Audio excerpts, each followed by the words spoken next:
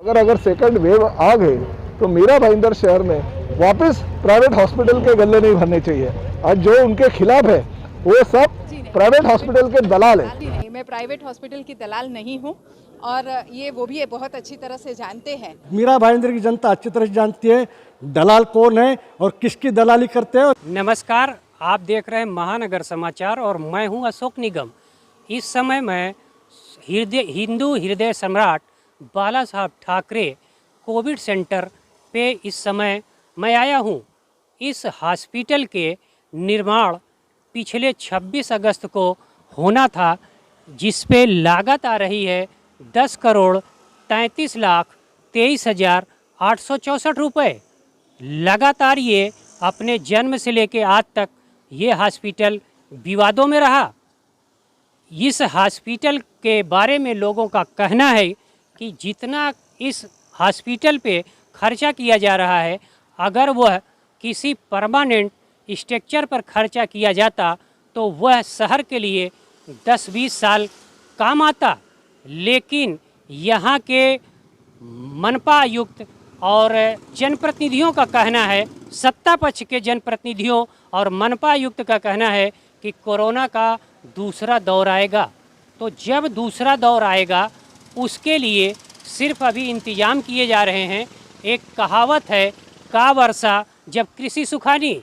Corona आज लगभग अंतिम चरण में है और उस समय 2 कोविड सेंटर, क्वारंटाइन सेंटर और डेल्टा बंद कर दिए गए हैं। ऐसे समय में इस हॉस्पिटल का निर्माण करना समझ से परे है। इस कोविड सेंटर के विरोध निर्दलीय विधायक गीता जैन ने भी किया था, लेकिन आज जब हमने उनसे पूछा इस कोविड सेंटर के बारे में तो लगता है कि राजनीतिक दल के लोग या राजनीतिज्ञ जैसे ही पक्ष बदलते हैं वैसे ही इनका विचार भी बदल जाता है। विगत दिनों उन्होंने इस कोविड सेंटर का पुरजोर विरोध किया था, लेकिन आज उनका कहना था कि इस हॉस्पिटल में एक भी मरीज न आए तो उन्हें खुशी होगी। अब सवाल ये उठता है कि 10.5 करोड़ रुपए खर्चा हो और एक भी मरीज न आए तो ये क्या शासन का पैसे की बर्बादी नहीं है? शासन के पैसा हमारे और आपके टैक्स पेयर के जेब से जाता है। सवाल ये है कि क्या राजनेता अपने अवसर के हिसाब से अपनी विचारधाराएं भी बदल लेती हैं? आइए देखते हैं उन्होंने, गीता जैन ने इस बारे में अब क्या कहा। जब ये विचार रखा गया था वहाँ बड़ा 700 बेड का हॉस्पिटल करने का, तो बड़ा सुंदर विचार था, लेकिन उस समय हमारे पास दूसरी सुविधाएं नहीं थी। आज उस स्थिति में थोड़ा सा फर्क हुआ है। हमारे पास दूसरी सुविधा है। हमने प्राइवेट हॉस्पिटलों को भी इजाज़त दी थी है और वहाँ भी काफ़ी मरीज हमारे जा रहे हैं। हमारे पास 200 बेड रिजर्व दहीसर के जो बना है DCH सेंटर, वहाँ भी है।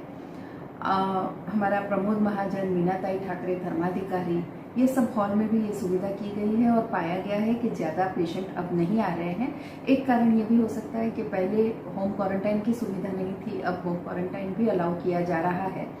तो इन सब परिस्थितियों के देखते हमें परिस्थिति बदलने के साथ हमारे मत भी बदलते हैं, हमारी परिस्थितियां भी बदलती हैं। तो ये बिल्कुल सही है कि अब मुझे बाला साहेब ठाकरे मैदान में एक हॉस्पिटल की ज़रूरत नहीं लगती। जी नहीं, मैं प्राइवेट हॉस्पिटल की दलाल नहीं हूँ और ये वो भी बहुत अच्छी तरह से जानते हैं।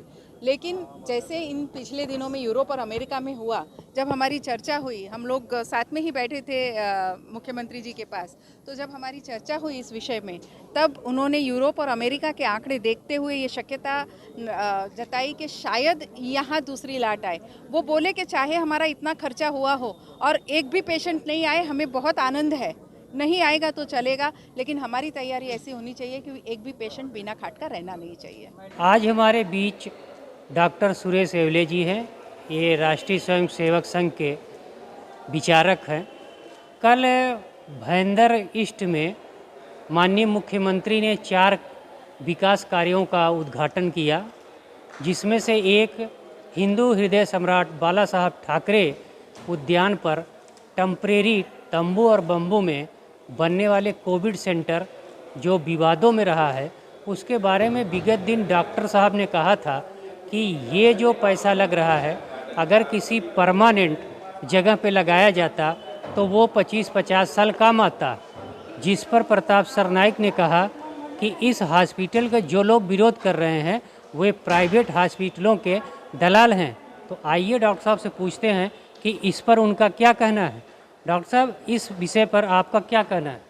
देखो निकम जी, विषय ऐसा है कि ये शुरू से ही हम लोग विरोध कर रहे हैं, बल्कि मैं अकेला विरोध नहीं कर रहा हूँ।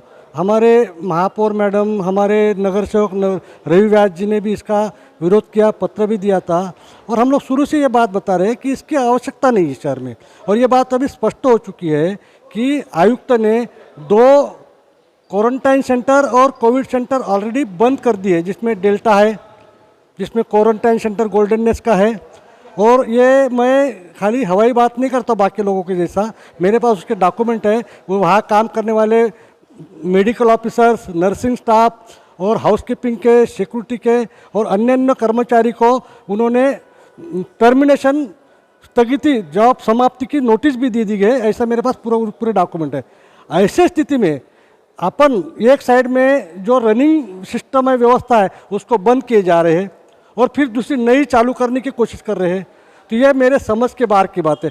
और दूसरा मुद्दा, अभी हमारे मीरा भाईंदर शहर में महापौर मैडम के द्वारा पालिका प्रशासन ने कोरोना के लिए कॉल सेंटर भी शुरू किया है, जिसके माध्यम से कोरोना के पेशेंट को घर में क्वारंटाइन किया जाएगा, उनको घर के अंदर ही सुविधाओं का लाभ दिया जाएगा, डॉक्टर की सेवा दी जाएगी। और इसका मैं दावे के साथ कहता हूँ, क्योंकि मुझे भी कॉल सेंटर से स्वयं को फ़ोन आया था। ऐसी स्थिति में हम लोग अपनी मनमानी के लिए, अपनी जीत पूरी करने के लिए ज़बरदस्ती से कोई व्यवस्था जनता के ऊपर थोपना, ये सारासार गलत है। हम इसका विरोध करते हैं। नहीं, दूसरी इम्पोर्टेंट बात बताता हूँ मैं भी इसमें। इसका आपको भी मालूम है, इसको 26 अगस्त को ये पूरा होना चाहिए था और 26 अगस्त तो चली गई, अभी 26 नवंबर आने वाला है। आज तक वो पूरी बन के तैयार नहीं हुआ है और ये 3 महीने का टेम्पररी था। ऐसे स्थिति में ये लोग जो अपने मनमानी के लिए अपने ठेकेदारों को, मैं तो सीधा बोलूँगा, जनता का हित कम और ठेकेदारों का हित ज़्यादा।